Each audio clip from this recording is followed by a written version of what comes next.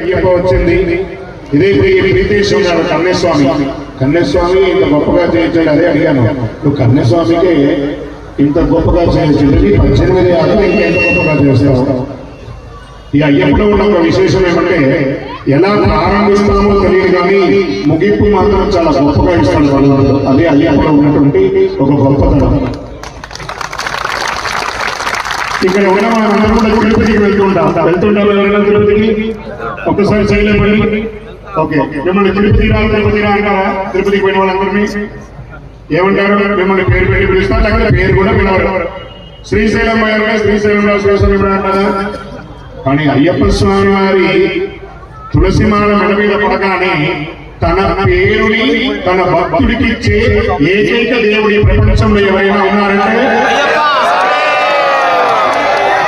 ఈ ప్రపంచంలో మనందరినీ మాల వేస్తున్న వాళ్ళందరినీ ఏమని పిలుస్తున్నారు? ఇప్పుడు అయ్యప్ప. ఏమని పిలుస్తున్నారు?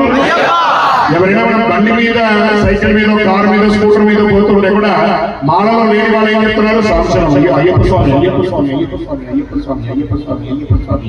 ఎక్కడ చూసినా నీవే అయ్యప్ప, ఎక్కడ చూసినా నీవే అయ్యప్ప, సర్వకర్యామి స్వామి అయ్యప్ప,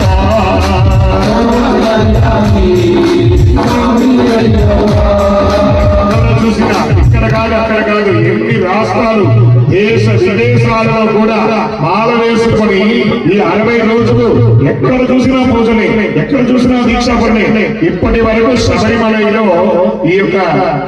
ఈరోజు 6వ తారీఖున ఇప్పటి వరకు గుడి తెరిచి 20 రోజులు అయింది.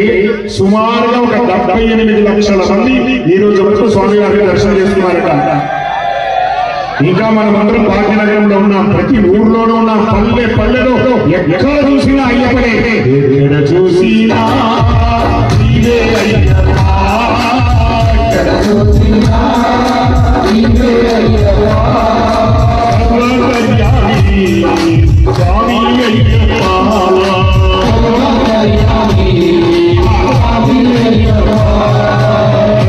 అయ్యప్ప స్వామి వారు అయ్యకు అప్పకు పుట్టాడు కాబట్టి నా అయ్యప్ప, శివయ్యకు వెంకటప్పకు పుట్టాడు కాబట్టి మీ అయ్యప్ప.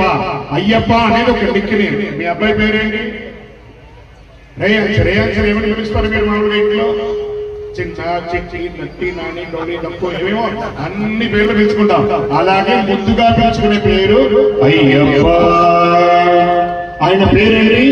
ధర్మశాస్త్ర అజో దుర్దర్శన శాస్త్ర.